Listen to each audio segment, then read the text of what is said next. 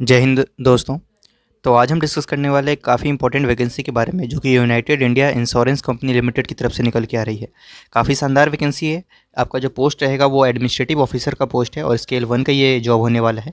और एलिजिबिलिटी की बात करें तो नॉर्मल ग्रेजुएट कैंडिडेट्स इसके लिए अप्लाई कर सकते हैं जिनके पास किसी भी सब्जेक्ट्स में ग्रेजुएशन है, उनके लिए यहाँ पर वैकेंसी है। और कुछ अदर वैकेंसीज़ भी हैं, उनको भी देखेंगे। अगर आप उस तरह की क्वालिफिकेशन रखते हैं तो आप उसके लिए अप्लाई कर सकते हैं। बाकी जनरल अगर आपके पास ग्रेजुएशन है तो भी आप इसके लिए अप्लाई कर सकते हैं। एक बार देखिए इस ऑर्गेनाइजेशन के बारे में, यहाँ पर आपको मेंशन किया हुआ है। United India insurance company is a leading public sector general insurance company wholly owned by government of India. ठीक है, with a gross premium of about 19,852 crores and a rapidly growing company which has more than 1500 offices। ठीक है, तो ये organisation के बारे में थोड़ी सी डिटेल्स अगर आपको पता चल जाए तो अच्छा रहता है। उसके बाद इसके ब्रांचेस कहाँ कहाँ पर ये आपको दिख रहे हैं। अब आते हैं वैकेंसीज़ की बात करते हैं तो देखिए यहाँ पर आपको कुल मिलाकर के 6 वैकेंसी देखने को मिल रही है। ठीक है, इसमें हम एक एक करके सारी वैकेंसीज़ को देखेंगे जिसमें हमारे काम की जो वैकेंसी है वो आपकी ये 100 पोस्ट आपको दिख रहा है यहाँ पर स्पेशलिस्ट वाली वैकेंसीज। ठीक है, ये 100 आपकी इसमें वैकेंसी है और 100 आपकी जर्नलिस्ट की वैकेंसी। ठीक है, जर्नलिस्ट की वैकेंसी कितनी है तो 100 है। इसमें ग्रेजुएट कैंडिडेट से अप्लाई कर सकते हैं। जो बी आपको दिख रहा है इसमें ग्रेजुएट कैंडिडेट्स इसके लिए अप्लाई कर सकते हैं जिनके पास कोई भी टेक्निकल क्वालिफिकेशन नहीं है, वो इसके लिए।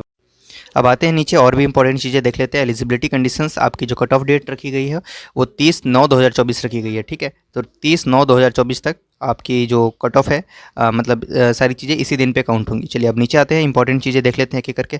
स्टार्ट करते हैं एजुकेशनल क्वालिफिकेशन से जिसमें आपको एक एक करके सारी जानकारी देखने को मिलेगी।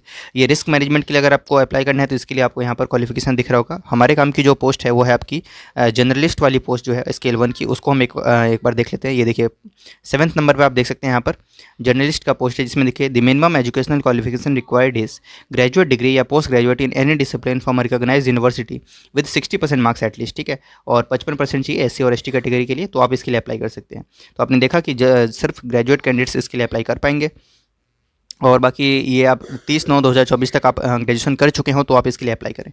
अब बात करते हैं एज लिमिट की। तो ये एज क्या मांगा जा रहा है यहाँ पर, candidates must be minimum age of 21 years. ठीक है, 21 साल आपकी न्यूनतम उम्र होनी चाहिए और मैक्सिमम एज आपकी 30 ईयर्स रखी गई है और ये कैलकुलेट हुआ 30/9/2024 तक। इस दिन तक आपकी उम्र 30 साल से अधिक नहीं होनी चाहिए और 21 वर्ष से कम नहीं होना चाहिए। यानी the candidates must have been born not earlier than 1 October 1994 and not later than 30 सितंबर 2003 बोथ डेज इंक्लूसिव। ठीक है, तो इस पॉइंट को भी आप ध्यान में रखेंगे क्योंकि ये गवर्नमेंट ऑफ इंडिया की वैकेंसी है तो आपको इसमें एज रिलैक्सेशन भी मिलेगा। SC ST को 5 साल का, OBC को 3 साल का और PWBD को 10 साल का। बाकी कैटेगरीज का आप एक एक करके देख लेंगे। तो इस तरीके से ये वैकेंसी है। अब नीचे आते हैं, जो जितनी भी इंपॉर्टेंट हाईलाइट्स हैं इस वैकेंसी से जुड़ी हुई एक एक करके हम सारी चीज़ें देख लेते हैं ताकि आपको एक बार में ही सारा चीज़ समझ आ जाए। ये बाकी आपको PWD की यहाँ पर बारे में बताया गया है। अब देखिए एप्लीकेशन फ़ी की बात करते हैं। The applicant shall be required to pay the application fee, जिसमें आपका all applicants other than SC ST PWBD and permanent employees of PSGI companies, उनके लिए 1000 रुपये यहाँ पर फीस रखी गई है। और SC ST persons with SC ST जो लोग हैं और साथ में बेंचमार्क डिसेबिलिटी वाले जो PWBD कैंडिडेट्स हैं या permanent employees of PSGI companies, उनके लिए 250 रुपये यहाँ पर फीस रखी गई प्लस GST। ठीक है, इस फीस का आप ध्यान में रखेंगे। अब बात कर लेते हैं इंपॉर्टेंट डेट्स की, कब से कब तक आप आवेदन कर सकते हैं। तो ऑनलाइन रजिस्ट्रेशन की आपकी जो डेट है वो स्टार्ट हो रही है 15 अक्टूबर 2024 से, तो इस डेट को ध्यान में रखें। 15 अक्टूबर से आप फॉर्म अप्लाई करना स्टार्ट कर पाएंगे ऑफिशियल वेबसाइट के थ्रू और लास्ट डेट अप्लाई करने की 5 नवंबर 2024 है। ठीक है, तो इस पॉइंट को आप ध्यान में रखेंगे। और पेमेंट की जो लास्ट डेट है आपकी 5 नवंबर 2024 है, इसका भी आप ध्यान में रखेंगे। और ऑनलाइन टेस्ट के लिए आपको 10 दिन पहले ऑफिशियल वेबसाइट पर सारी चीज़ें पता चल जाएंगी।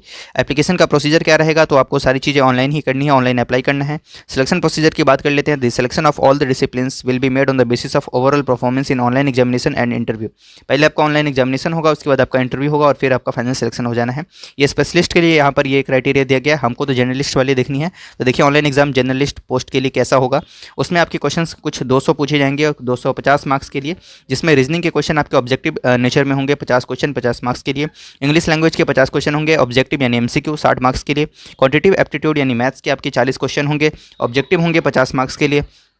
जनरल अवेयरनेस के क्वेश्चन होंगे with special reference to the financial sector, 40 प्रश्न होंगे आपके 50 मार्क्स के लिए, ऑब्जेक्टिव ही होगा ये भी। और कंप्यूटर नॉलेज के 20 प्रश्न होंगे 40 मार्क्स के लिए और ये भी आपका ऑब्जेक्टिव ही होगा। सबके लिए आपको अलग अलग समय मिलेगा, तो 40 मिनट का वक्त आपको इसमें रीजनिंग में, 40 मिनट आपको इंग्लिश में और 30 मिनट क्वांटिटेटिव एप्टीट्यूड में, 25 मिनट जनरल अवेयरनेस में और 15 मिनट कंप्यूटर नॉलेज में। कुल मिलाकर 150 मिनट का ये पेपर होने वाला है। और मीडियम आपको दिख रहेगा यहाँ पर, ठीक है, किस मीडियम में आपके प्रश्न आएंगे। डिस्क्रिप्टिव टेस्ट की बात करते हैं, इसके बाद आपका जो होगा both journalist and specially the descriptive test of 30 minutes duration will be of 30 minutes duration with 30 marks will be a test of English language, ठीक है। जिसमें आपके ये 30 मिनट का डिस्क्रिप्टिव टेस्ट होगा आपका, जिसमें 30 मार्क्स के आपके प्रश्न पूछे जाएंगे, जिसमें 10 नंबर आपके लेटर राइटिंग के होंगे और 20 मार्क्स आपके ऐसे राइटिंग के होंगे, और ये भी आपका ऑनलाइन ही होगा।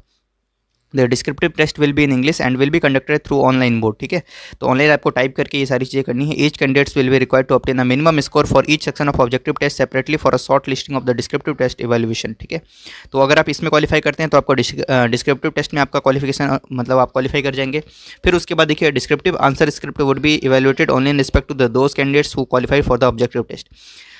उसके बाद आप नीचे आते हैं, फिर इसके बाद आपका इंटरव्यू होगा। Candidate shall be required to qualify in the descriptive test but the marks in the descriptive test will not be conducted counted towards shortlisting for interview और फाइनल सिलेक्शन, ठीक है। तो मेरिट आपका इस पर नहीं बनेगा, ये पॉइंट आप ध्यान में रखेंगे। All the questions in online examination will B objective type and alternative choices, ये सारी चीज़ें आप एक बार इसको रीड कर लेंगे, ठीक है। और कट ऑफ वगैरह आपको बनेंगे पोस्ट के हिसाब से, क्योंकि अलग अलग पोस्ट है आपके इसमें, तो सब में अलग अलग कट ऑफ बनेंगे आपके, इसको भी एक बार आप देख लेंगे। अब आते हैं नीचे जो और इंपॉर्टेंट चीज़ें हैं उसको भी एक बार देख लेते हैं हम लोग। एग्जामिनेशन सेंटर आपके कहाँ कहाँ पर होंगे, तो competitive online written examination will be held at specific centres in India. The candidates may choose any of the centres mentioned, जो आपको नीचे लिस्ट में देखने को मिलेगी, तो वो भी जब आएगा तो मैं आपको दिखाऊंगा, ठीक है। तो एग्जामिनेशन सेंटर के बारे में आपको नीचे जानकारी मिलेगी। अभी हम बात कर लेते हैं इंटरव्यू के बारे में, भी आपको यहाँ पर मेंशन किया है, इसको भी एक बार आप रीड कर लेंगे, ठीक है। चलिए, और ये नोटिफिकेशन आपको टेलीग्राम चैनल पर प्रोवाइड करा दी जाएगी, तो आप वहाँ से भी देख सकते हैं। अब आते हैं हम नीचे, एक बार सैलरी वगैरह की बात कर लेते हैं। प्रोबेशन पीरियड के बारे में यहाँ पर मेंशन किया है, आपको गारंटी बॉन्ड के बारे में मेंशन किया है, और उसके बाद इमोलमेंट्स एंड बेनिफिट की बात करते हैं। तो बेसिक पे आपका जो स्टार्टिंग में रहेगा वो 50,925 रहेगा, और आपकी उसके ऊपर में बहुत सारे आपके अलाउंसेस वगैरह ऐड होंगे, जिसमें ग्रेचुटी होगा, LTS होगा, मेडिकल बेनिफिट्स होगा, group personal accident insurance, performance link incentive PLI and national pension scheme system NPS, accommodation, ये सारी सुविधाएं भी आपको मिलेगी। ग्रॉस पे आपका जो बनेगा वो इसमें बनेगा 88,000 पर मंथ आपकी शुरुआती दिनों में, ठीक है। और ये आप ध्यान में रखेंगे। सर्विस कंडीशन कैसे होंगे वो सारी चीज़ें आपको यहाँ पर मेंशन किया गया है। काफ़ी अच्छी वैकेंसी है, आप इसके लिए जरूर से जरूर अप्लाई करें अगर आप इसके लिए क्वालिफिकेशन रखते हैं तो। चलिए, अब नीचे आते हैं, और जो 40 पेज का ये PDF है, काफ़ी इंपॉर्टेंट चीज़ें हैं इसमें। अब ये आपको वो देखने को मिलेगा कि आपके एग्जाम सेंटर्स कहाँ कहाँ पर आएंगे, वो भी आपको लिस्ट इसी में मिल जाएगी, तो उसको भी एक बार अब ये आपको PDF में आराम से आप रीड कर लेंगे एक बार, ठीक है। तो देखिए, एग्जाम सेंटर्स की लिस्ट आपको ये दे रखी है।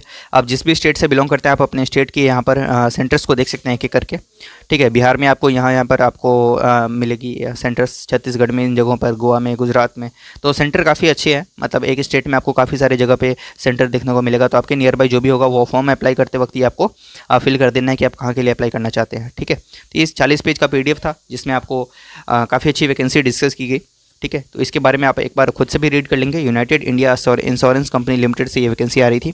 Thank you so much.